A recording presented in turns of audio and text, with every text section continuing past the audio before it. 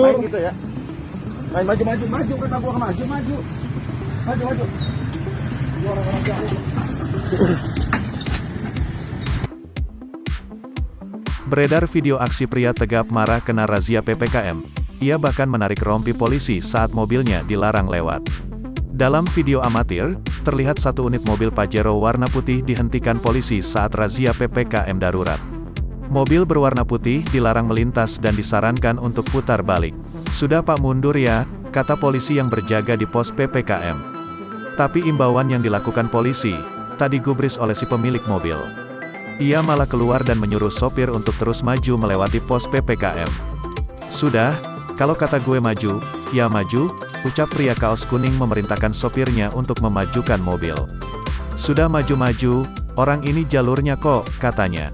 Pria itu lalu kembali masuk ke dalam mobil. Merasa ucapannya tidak diindahkan, para polisi lalu berusaha menghentikan aksi arogan si pemilik Pajero putih. Ia bahkan sampai menjatuhkan pelang pemberitahuan pos PPKM darurat.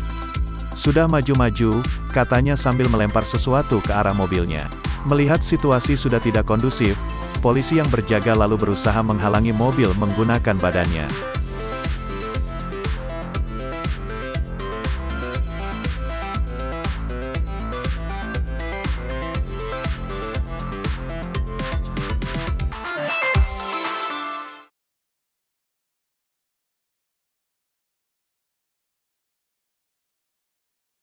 Putusan perpanjangan PPKM darurat membuat banyak kelompok menjerit karena peredaran uang terbatas dan berdampak terhadap penghasilan harian. Di antara yang menolak PPKM darurat adalah emak-emak di Halmahera, Provinsi Maluku Utara. Video viral memperlihatkan puluhan emak-emak pedagang sayur dan ikan di pasar mengamuk di kantor bupati. Dalam keterangan video yang beredar, aksi disebut terjadi di kantor bupati di Pulau Halmahera, Provinsi Maluku Utara. Para pedagang di pasar tradisional ini mengamuk. Mereka menolak aturan PPKM karena dianggap merugikan pedagang di pasar.